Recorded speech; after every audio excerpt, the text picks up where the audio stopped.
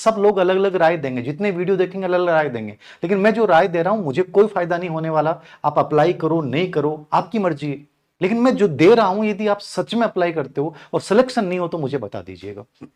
3 चीजें हमेशा फॉलो करनी है जो कम से कम आपको लास्ट टाइम में करनी चाहिए।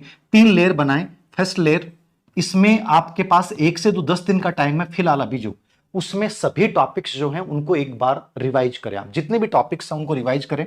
सेकंड जो लेयर है उसके अंतर्गत आप हर टॉपिक के जो पीवाईक्यू हैं और उस टॉपिक का जो बेस कोर टॉपिक है, यानी इसमें कोर टॉपिक प्लस पीवाईक्यू, ये अगले 11 से 20 दिन में आप रिपीट जरूर करें।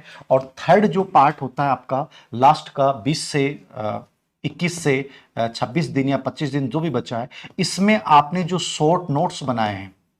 नंबर 2, ऐसी चीजें जो आपको बहुत कठिन लगती हैं, जैसे मान लीजिए इकोनॉमिक्स के आंकड़े पढ़ने हैं आपको, जीडीपी वगैरह के, आयात निर्यात की जो दरें हैं वो पढ़नी है, कौन सी चीजें क्या आ रही हैं, ये जो वर्ल्ड ज्योग्राफी के जो टॉपिक है, बंदरगाहों के नाम और ये सब, आप महाद्वीप के नाम, ये हमेशा लास्ट टाइम में पढ़ने चाहिए, क्योंकि पर्सन यहां से पीवाईक्यू बेस से आता है।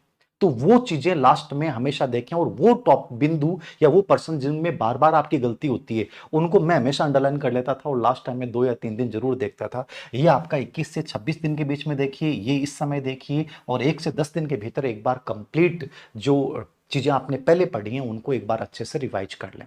ये 3 लेयर आप जरूर फॉलो कीजिए, मजा आएगा और आपको परिणाम में दिखेगा। सबसे बड़ी बात बोल रहा हूं। नंबर 2, मैंने कहा कि ये टॉपर्स की रणनीति होती है हमेशा, मैंने अंतिम 20 दिन वह पढ़ा जहां से 90% प्रश्न आए। क्या ये बात सही है? ये एकदम सही है। मैंने अंतिम 20 दिन वो पढ़ा जहां से 90% प्रश्न आए। ये कैसे पता चलेगा? ये है core topic strategy. Core topic क्या होते हैं? जहां से हाई रेशियो होता है प्रश्न पूछने का। मैंने वीडियो बनाने से पहले ऐसे नहीं कि मुंह उठा के आ गया, गाइडेंस देने आ गए, धीर सिंह दाभाई सर मोटिवेट करने आ गए। नहीं भाई, मोटिवेट नहीं करना।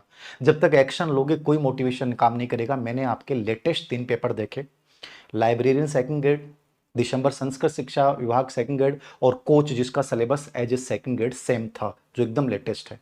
तीनों पेपरों का मैंने एनालिसिस किया। मैंने देखा कि इस टॉपिक से हर पेपर में प्रश्न पूछा गया, इस टॉपिक से ज्यादा प्रश्न पूछे गए, और मेरे दिमाग में पूरी आउटलाइन बन गई कि मैं यदि सेकंड ग्रेड अभ्यर्थी होता तो मैं इन टॉपिक्स को इतना शानदार तरीके से तैयार करता। मान के चलिए कि जब तीनों पेपरों में सेम बिंदुओं से 3-3, 4-4 प्रश्न हर टॉपिक से पूछा गया है, यदि फिर भी तुम उस कोर टॉपिक की पहचान नहीं कर पा रहे हो तो तुमसे अधिक मूर्ख कोई नहीं है। तुम दुनिया के कोई बैच ज्वाइन कर लेना, चाहे पीजीबी बैच ज्वाइन कर लेना, चाहे लाइब्रेरी बैच ज्वाइन कर लेना, चाहे गारंटी वाले बैच ज्वाइन कर लेना, ये सब बैच फटते फिरेंगे यदि खुद पे वर्क नहीं किया। मेहनत हमेशा खुद को करनी पड़ती है। कोचिंग में सब अपना फायदा उठाती हैं, सब अलग अलग तरीके लाते हैं आपको लूटने के, लेकिन तुम जब तक अपने अंदर वो चीजें एक्सप्लोर नहीं करोगे तब तक बेहतरीन विद्यार्थी और सिलेक्शन वाले विद्यार्थी नहीं बनोगे। मैं कहता हूं एक बच्चा घर बैठा भी सिलेक्शन ले सकता है, बजाय वो सोचे कि मुझे इन 3 पेपरों के आधार पर क्या रणनीति अपनानी चाहिए। तो खुद के ऊपर विश्वास रखिए कि मैं ये कर सकता हूं और करना चाहिए।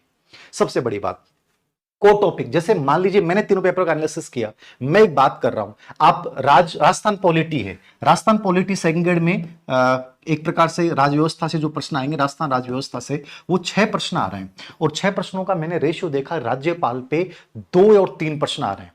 राज्यपाल के कार्यकाल को लेकर आ गए, कौन से राज्यपाल की विशेष घटना वो आ गई, राज्यपाल की शक्ति के ऊपर प्रश्न आ गया। अब राज्यपाल बिंदु को आपको इतना गजब तरीके से तैयार करना चाहिए, पिछले 2 साल में जितने भी पीवाईक्यू आए हैं उसके बेस के ऊपर 3 प्रश्न तैयार हो गए। मुख्य सचिव के ऊपर हर बार प्रश्न आया, मुख्य सचिव का जो महत्वपूर्ण मुख्य सचिव उनकी सीक्वेंस वाले प्रश्न आए, उनको तैयार कर लिया। समझ रहे हो आप जो मैं बताना चाह रहा हूं आपको?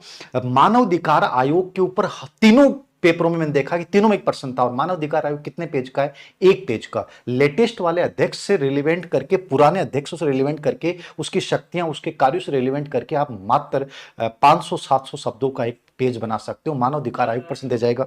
उसके बाद मुख्य सचिव वाला बताया मैंने। अब जैसे मैंने ये 3-4 टॉपिक नोट किए, 6 प्रश्नों में से 4 या 5 प्रश्न तो ऐसे एक आरपीएस से तैयार कर लो आप। ये आपके प्रश्न गलत नहीं होंगे। इंडियन पॉलिटी फिर भी गलत हो सकती है, राजस्थान पॉलिटी के प्रश्न गलत नहीं होंगे यदि 2 साल के पेपरों के पीवाईक्यू प्लस आपने इन टॉपिक्स को अच्छे से देख लिया। यही तरीका आप जैसे करंट में अपनाएं कि सर करंट को कैसे पढ़ें। करंट आप हमेशा देखना कि जैसे सितंबर में एग्जाम है तो आपके करंट ज्यादातर किस में आएगा? मई, जून, जुलाई। ये सबसे इंपॉर्टेंट महीने हैं आपके। अब आपका कोर टॉपिक ये हो जाएगा कि सर मई जून जुलाई को मैं ढंग से फोकस करूं और केवल राजस्थान का आएगा। और विशेष बात देखना, सिलेबस में क्या लिखा हुआ है, गेम्स एंड स्पोर्ट्स दो जगह लिखा हुआ है। मैंने देखा कि स्पोर्ट्स के ऊपर हर पेपर में 3 प्रश्न आए। अब स्पोर्ट्स को इतना शानदार तरीके से तैयार करो और इसमें राज्य स्तरीय खेल की जो प्रतियोगिताएं उनको भी तैयार करके जाओ। राजस्थान से प्रतिनिधित्व करने वाले, चाहे पेरिस ओलंपिक खेल हो, चाहे शीतकालीन ओलंपिक खेल हो, चाहे राष्ट्रीय खेल हो, उसमें पूरी डाटा से एकत्रित कर लो, ढंग से पढ़ के जाओ। ये मैंने पहले एक टेलीग्राम पे जो पीडीएफ शेयर की थी फर्स्ट क्रेडिट टाइम, उनमें भी इस टिप्स डाली है। बर्तन योजना है, एमएससी नीति है, ठीक है, महत्वपूर्ण जो भी घटनाएं हुई केवल राजस्थान की इन 3 महीनों की शानदार तरीके से तैयार करें। आपके 10% बहुत अच्छे से हो सकते हैं। लेवल आएगा करंट का, बहुविकल्प वाले प्रश्न आएंगे, एबीसी कथन चुनने पड़ेंगे, यानी इजी प्रश्न आएगा नहीं। चीजें आपको क्रिएट करनी पड़ेंगी। मैं बार बार बोल रहा हूं, अभ्यास भी ऐसे ही प्रश्नों का करें जो आरपीएससी फर्स्ट ग्रेड के करंट में पूछे गए, लेकिन केवल राजस्थान के तैयार करने। तो कोर टॉपिक की पहचान कर ली कि यार ये नीतियों पे ये प्रश्न आए, स्पोर्ट्स के 3 प्रश्न आ रहे हैं, पुरस्कार के राजस्थान से जुड़ा हुई चीजें वो एकत्रित कर ली, और महत्वपूर्ण जो राजस्थान में फिलहाल जो चीजें हुई हैं, कोई महत्वपूर्ण कॉन्फ्रेंस सम्मेलन हुआ है, उनको महत्वपूर्ण नियुक्ति हुई है, उनको तैयार कर लिया। हो गया, राजस्थान बजट से रिलेवेंट चीजें देख ली, ये करंट को तैयार करने का तरीका हो गया। ऐसे वर्ल्ड ज्योग्राफी पे केवल पीवाईक्यू से प्रश्न पूछे जाते हैं। आपने नया भी कंटेंट नहीं पढ़ा, केवल पीवाईक्यू बेस पढ़ जाओ, महेश वर्णवाल के या कोई भी आपको पीवाईक्यू मिल जाए वो पढ़ जाओ। आपके 5% सबसे आसान होते हैं। ज्योग्राफी में प्रश्न गलत नहीं होता है, क्योंकि उसमें कितना भी हार्ड पेपर आ जाए आएंगी वही फैक्चुअल चीजें। बात आती है इंडियन पॉलिटी में। इंडियन पॉलिटी को लेकर आपके अंदर डर हो सकता है क्या है, लेकिन इंडियन पॉलिटी के जो टॉपिक डाल रखे हैं जैसे विदेश नीति में, तो हर पेपर में पंचशील घुटने पे से प्रश्न आया। नेहरू जी का विदेश नीति पे कोई बहुत रेयर चांस में, तो इन 2 बिंदुओं पे प्रश्न तैयार कर लिया। यूएनओ का एक प्रश्न आया है, ठीक है। मैंने देखा कि मतलब 1935 के अधिनियम पे 2% फिक्स हैं, और ये सबसे आसान पार्ट है जिसको आप रट के भी तैयार कर सकते हो। तो कम से कम वो टॉपिक की पहचान करो जहां से प्रश्न हर एग्जाम में आ रहा है। वो कोर टॉपिक है, वो आपकी जिंदगी बना देंगे। आपको सब कुछ पढ़ना जरूरी नहीं है, लेकिन वो कोर टॉपिक कौन से हैं, हाई परसेंटेज रेशियो जिनमें प्रश्नों का आने का, वो कौन से टॉपिक हैं।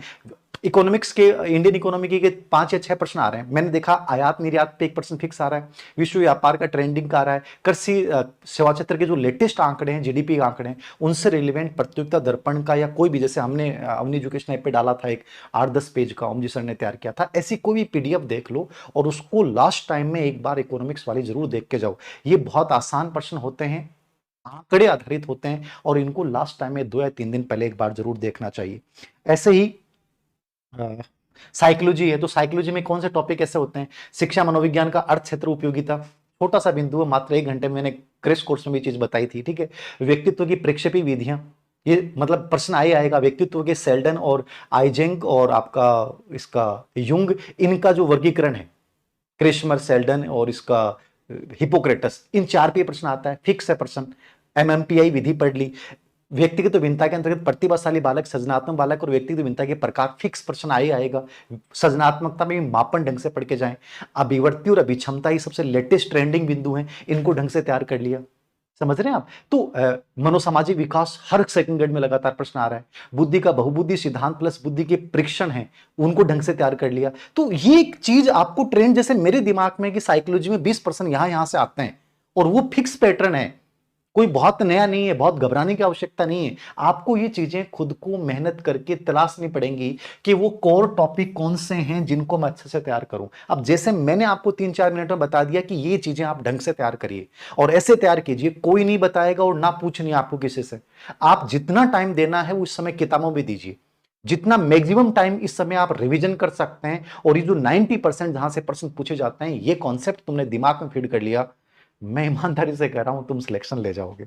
ये कुछ विशेष बातें थी, और सबसे बड़ी बात है कितना पढ़ा है, उससे भी ज्यादा सही बात है तुमने कितना सही पढ़ा है और कितनी बार उसको रिवाइज किया है। ये सबसे इंपॉर्टेंट होता है। इस समय मेंटल हेल्थ अच्छी रहनी जरूरी है, रूटीन अच्छा रहना जरूरी है। किन लोगों से आप बातचीत करते हैं, किन लोगों की बातें सुनते हैं, वो आपके लाइफ में बहुत अच्छे होना बहुत जरूरी है। हो सकता है एक दिन भी नेगेटिविटी आ गई तो तुम्हें सिलेक्शन से वंचित कर देगी, और ये 25 दिन 30 दिन का तुम्हारा एक बेहतरीन रूटीन शायद तुम्हें अगली सेकंड ग्रेड एग्जाम देने का मौका नहीं पड़े। तुम इसी सेकंड ग्रेड में सिलेक्ट होके कहोगे कि धीरे सिंह सर आपका वो सेशन देखा था, सिलेक्ट हो गया और पेन लेने के लिए आपसे आ रहा हूं।